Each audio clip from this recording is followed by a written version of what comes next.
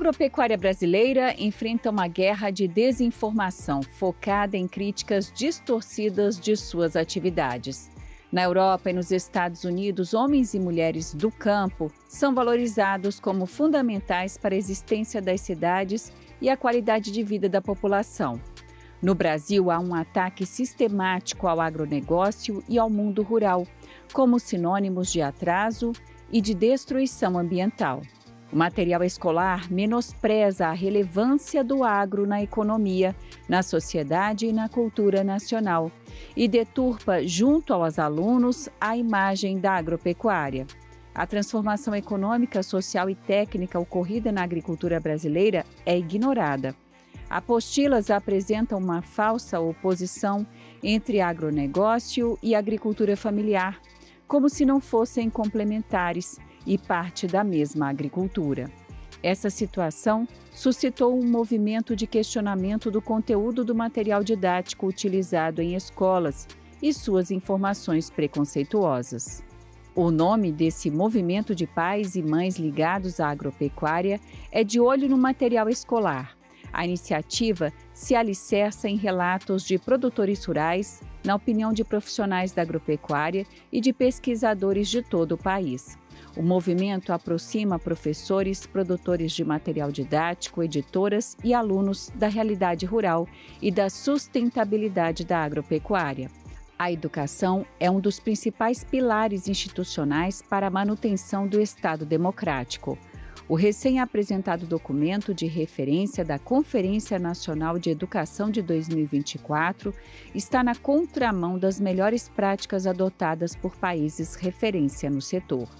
Ele parte de visões simplistas e sem base científica para atacar a agricultura moderna e suas técnicas de controle de pragas, irrigação, intensificação nos cultivos. Para tratar o tema, Evaristo de Miranda conversa com Letícia Zamperlini Jacinto, administradora de empresas, produtora rural e presidente da Associação De Olho no Material Escolar. Olá, bem-vindos ao Brasil Verde, um programa dedicado à sustentabilidade da agropecuária brasileira. E se é verdade que a nossa agropecuária é cada vez mais sustentável, também é verdade que as narrativas falsas, deturpadas contra a agricultura brasileira não param. O Brasil é atacado na sua imagem, nas técnicas que utiliza e se apresenta uma imagem dos agricultores brasileiros e dos sistemas de produção que não correspondem à realidade. Isso ocorre no exterior, mas o mais grave é que isso ocorre no Brasil, no sistema escolar, no sistema de ensino.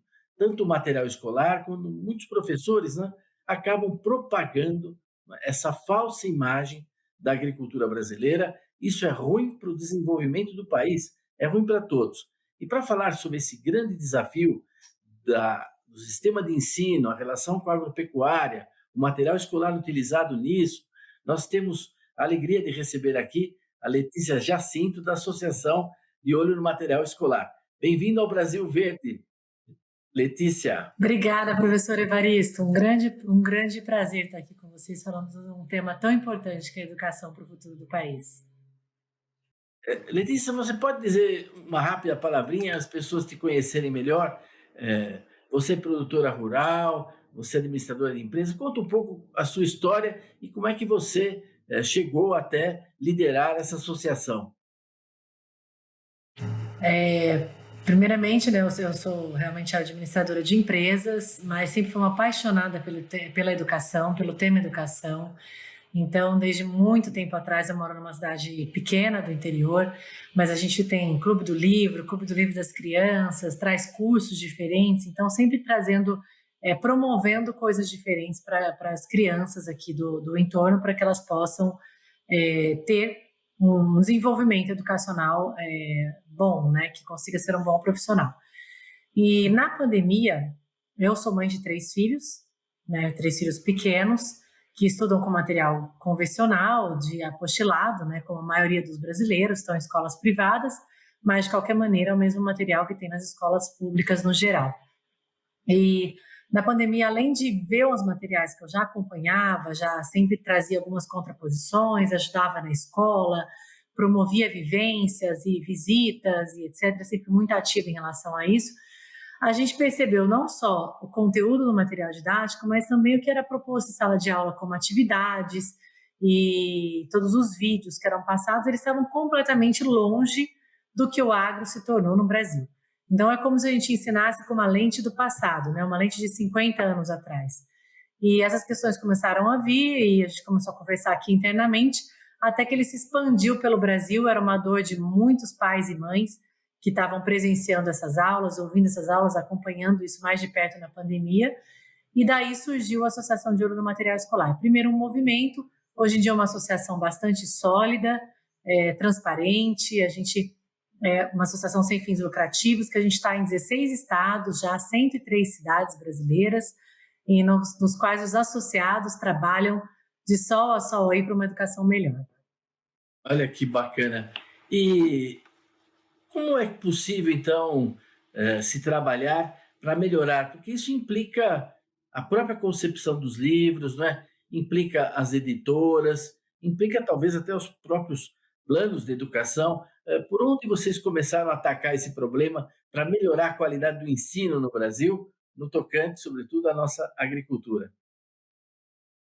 Sempre falo que nós somos pessoas que acreditamos nas pessoas, né? Eu acredito nas pessoas. Então, eu tenho, lá no início, a ideia foi entender por que esse mercado educacional está tão longe dos setores produtivos. Do agro é gritante, mas em relação aos outros setores produtivos também está muito afastado, né? Será que é a gente que não abriu as portas? Será que essa comunicação não foi feita? Como isso tem chegado? E a gente percebeu que o sistema brasileiro educacional ele tem grandes falhas ao longo do processo inteiro. Então, fomos entender os editais, quem estava nessa banca avaliadora do MEC, por que esses materiais saíam assim. Que eu sempre falava, né? O professor, gente, ele levanta cedo, vai dar muitas vezes 3 turnos de aula, de manhã, de tarde e à noite, com um monte de crianças de diferentes famílias. Não é possível que ele chegue de manhã e fale, vou dar a minha pior aula. Ele vai realmente com vontade de transformar, de melhorar esses alunos, de criar bons cidadãos para o mundo.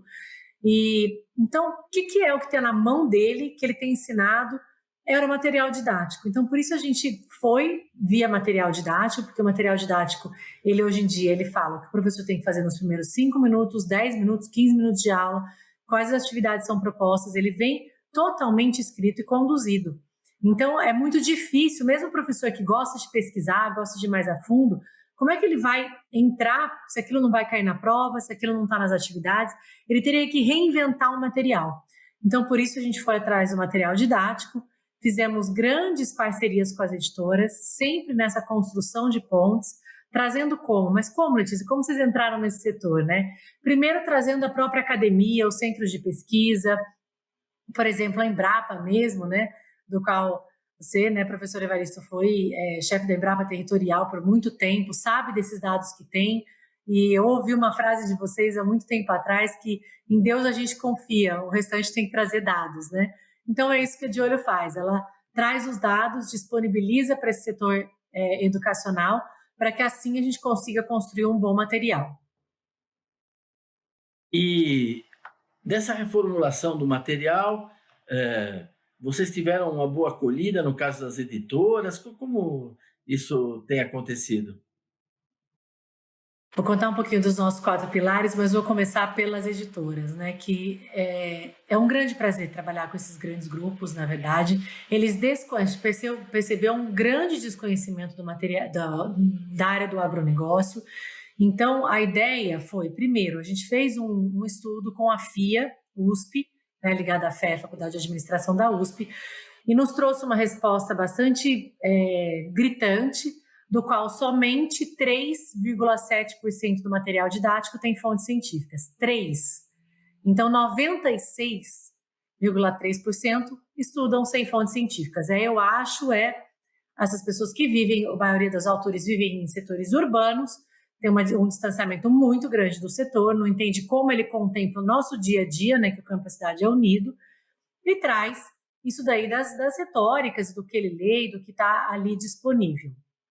Então, a gente apresenta isso para as editoras, esse estudo que tem mais de 9.000 páginas, e aí daí começa a construir pontos. Então, a gente tem feito revisão de material, construção de material conjunta, inclusive também junto com o Instituto de Zootecnia, com a Embrapa, com os diversos centros de pesquisa e com a academia. Temos levado palestras para esses autores, então já trouxemos o pessoal da GV, para Daniel Vargas da GV, já trouxemos o próprio Gustavo Espadotti para dar palestra para uma grande editora do Brasil, o ex-ministro Roberto Rodrigues, para que eles se conectem um pouquinho com esse setor e vejam que o agro, ele é nosso, ele é dos brasileiros. É uma vocação que a gente tem e, graças a Deus, com muita pesquisa, muito investimento e muita dedicação, ele chegou no ponto que ele está. Então, esse é o nosso grande trabalho com as editoras. E um segundo pilar foi as editoras falavam, Letícia, você fala que a gente tem que entrar aqui no site da Embrapa, do IBGE, dos diversos, né, do IBAMA, para a gente poder pegar essas informações e elas terem fontes do nosso material. Mas é muito difícil, é muito acadêmico, é muito científico, a gente não consegue compreender. Então, a gente criou uma solução para isso, através de uma curadoria da Exalc, também da USP. A gente tem trazido material na Agroteca. Então, se vocês digitarem aí Agroteca no Google, vai ser a primeira coisa que vai vir. E tem muitos materiais ali, eu acho que quase 300 publicações, trazendo o agronegócio de maneira mais acessível, uma linguagem mais acessível e diversos assuntos. Então, isso tem sido usado por autores, por conteudistas, professores em sala de aula e até alunos e pais que veem isso no dia a dia e falam, gente, eu não sei quais são os dados que eu tenho para poder levar na escola, conversar, abrir uma certa conversa. Então, a Agroteca é nosso segundo pilar, do qual a gente tem muito orgulho, porque ele auxilia de uma forma muito veloz o setor educacional a trazer os dados que a gente está requerendo. E o seu terceiro pilar qual é? Então, o terceiro é o Vivenciando a Prática. O Vivenciando, ele consiste em trazer as crianças e todo esse mercado educacional para visitar feiras, agroindústrias, fazendas, para que eles possam realmente sentir, né? A gente acredita que o agronegócio, ele traz uma gama de possibilidades, inclusive grandes valores, que hoje em dia são muito caros para a sociedade. Você planta uma plantinha ali, se você não cuidar, não regar, não aguardar o ciclo dela, você não consegue que aquela planta produza, né? E hoje em dia as crianças criando as coisas com muita rapidez, com muita, não, já tenho a resposta em 5 minutos, não, a vida, na verdade, ela tem um ciclo e a natureza nos ensina muito. Então, através dessas vivências, a gente consegue trazer os órgãos reguladores, como é que isso daí funciona, conta toda a história de como isso está inserido também no nosso dia a dia urbano, né? Onde o agro está inserido em quase tudo da nossa vida, né? É no tecido da roupa, é na comida que a gente come, e também ajudando a desenvolver cidades, crescer o índice desenvolvimento humano, né? A gente vê essas grandes cidades do agro no Brasil evoluindo em diversos setores. Não é só o agro que dá certo, né? O cabeleireiro dá certo, o supermercado dá certo, o restaurante dá certo, e assim vai criando um ciclo de prosperidade e muitos empreendedores ali no caminho. Então, esse é o Vivenciando a Prática. E o quarto e último pilar é sempre essa conversa com os governos, tanto municipais quanto estaduais e federais, acompanhando leis da educação, acompanhando todas essas políticas educacionais que regem o Brasil, né? Acompanhando todos os exames feitos, inclusive exames internacionais, do qual o Brasil ele está extremamente mal colocado, a gente está atrás de países muito mais subdesenvolvidos do que o nosso em relação à educação, a gente está atrás da Romênia, atrás do Cazaquistão. No último exame do PISA, a gente conseguiu ver aí, 1% da população consegue fazer de maneira eficiente as 4 operações matemáticas. Então, a gente realmente tem um problema estrutural, a gente não pode viver numa bolha, o Brasil é heterogêneo, ele é grande e ele demanda bastante carinho e um olhar atento na educação. Olha, foi excelente esse painel que você nos deu. Eu gostaria que a gente voltasse sobre esse tema das políticas educacionais, porque elas que podem realmente alavancar, corrigir, etc. Mas nós vamos para um pequeno intervalo e logo depois a gente volta nesse assunto, tá? É 1 minutinho.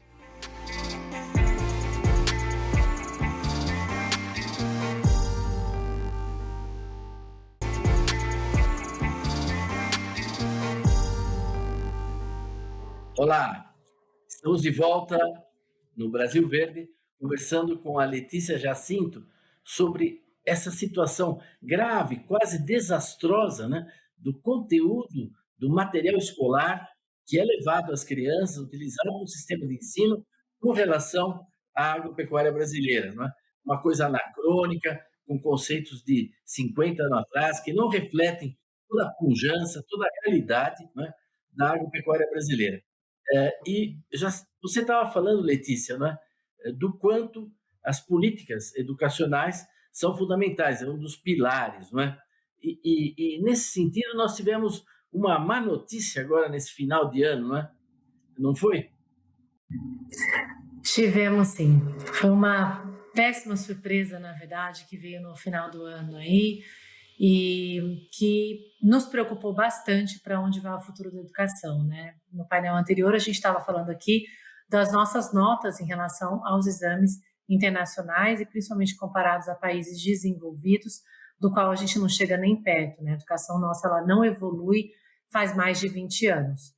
E o que saiu no final de ano foi o CONAE, a Conferência Nacional da Educação, porque ele é o documento referência cujo objetivo maior é subsidiar o projeto de lei, o novo Plano da Educação, o Plano Nacional da Educação, o PNE. E o PNE ele dura por 10 anos. O que nos preocupou do lado de cá? Né? A gente está de olho, está monitorando atentamente a repercussão desse documento. A gente está com uma equipe técnica e multidisciplinar, assim, olhando cada detalhe, debruçando em cada detalhe. E a primeira conclusão que a gente trouxe é que esse documento não tem, de maneira alguma, como ser referência para a educação dos próximos 10 anos. Isso é uma preocupação grande, é uma preocupação que não é da de olho, essa é uma preocupação da sociedade civil como um todo. Cada pai, cada mãe, cada empresa que precisa de profissionais para o futuro e cada brasileiro deveria entender sobre educação, né? Senão a gente vai sofrer as consequências dos próximos 10 anos. E o que mais nos preocupa é porque no documento citado, ele não traz assim referências. Quais são os principais aspectos, por exemplo, que desafiam os sistemas educacionais brasileiros? Ele não faz uma análise de retrovisor falando o que a gente errou no passado, quais as metas que não foram cumpridas, quais as metas que foram cumpridas e não trouxeram resultados. Ele simplesmente cria algo novo, que não contempla português e matemática, que não está preocupado com a alfabetização das crianças. A criança ali não tem metas claras, não tem objetivos e as submetas, etc., que traga, quando uma criança tem que ler, tem que escrever, tem que saber interpretar um livro, tem que fazer uma redação decente, né? Quem não sabe se comunicar, não sabe ler, não sabe escrever, ela não sabe nem estudar. Então, quando que é necessário inserir a aritmética, as 4 operações matemáticas, isso não é contemplado no documento. Ao contrário disso, ele traz para sentar na mesa, para a construção desse documento, ele traz, na maioria das vezes, a pauta da diversidade, que sim, ela é importante, mas ela é secundária. Primeiro, a gente precisa fazer aluno ler, escrever, resolver as 4 operações, para que ele se forme um profissional capaz de resolver os problemas futuros do mundo, né? E através dessas leituras, através desse encantamento por estudar, através dessa abertura que a gente dá para o aluno, a gente ensina ele sim a respeitar as pessoas, a respeitar os diferentes, a respeitar os iguais, né? E seguir firme na sua profissão. Então, formar médicos, enfermeiros, policiais, engenheiros, e a gente não viu nada disso contemplado. Né? Fora isso, o documento traz uma grande preocupação, porque quem sentou à mesa para poder fazer toda a parte ambiental foi o Movimento Sem Terra. O agro ele foi excluído desse documento, inclusive, em alguma parte, ele fala que todos os movimentos, né, que trazem essa abertura do agro para a educação, eles devem ser, de alguma maneira, retirados. Né? Ele também traz um problema, no meu olhar, gravíssimo, que é a trazer mais para dentro do Estado esse monopólio educacional, tirando da frente iniciativas privadas bastante importantes, que além disso investem dinheiro, investem, né, todo o cuidado, trazendo educações diferentes comparadas com o resto do mundo. O De Olho acredita que a gente não está numa hora de fechar, a gente está numa hora de abrir e trazer para a mesa da educação mais representatividade democrática, já que a gente está num Estado democrático de direito, a gente trazer mais representações, mais associações e mais pessoas que criem, através de um critério, né, e de uma metodologia bastante embasada, de um estudo do que acontece nos países desenvolvidos para tirar a gente de onde a gente está e para onde a gente deve seguir, que eles criem estratégia, metas e submetas para que a educação tenha um futuro melhor. Que iniciativas, então, vocês tomaram diante desse descalabro, desse absurdo de um documento como esse, proposto pelo CONAI para subsidiar o Plano Nacional de Educação? O que primeiro o documento traz é uma ausência de ampla e democrática discussão pela sociedade em relação a ele. Se ele vai tratar da educação para os próximos 10 anos, a representatividade ela tem que ser diferente. Ela não tem que ser 90% de movimentos ligados à diversidade e 5% em relação à parte científica, né? Ele tem que ser o contrário. Então, a gente pensar que essas pessoas devem estar na mesa, esse documento ele tem que ser revisto, reavaliado e rediscutido, porque ele não traz esse direito que é constitucional. Segundo, a abordagem negativa e agressiva ao setor privado. Então, a educação, pela Constituição, ela é um direito do governo, né? Ela é uma responsabilidade do governo e das famílias. As famílias, com certeza, não estão contempladas. Na hora que a gente lê esse documento da CONAI, a gente percebe que eu acho que, bom, se eu pudesse dar um chute grande aqui, 90% dos brasileiros não estão contemplados nele. Então, é importante que vocês leiam, que vocês se interessem, porque lá vai estar a educação dos seus filhos. E não adianta falar, eu estou numa educação privada aqui e acontece de forma diferente. Não, o Brasil ele segue leis de educação e essa lei ela também contempla a escola privada e ela pode mudar o futuro desses também alunos. E a ausência de rigor técnico.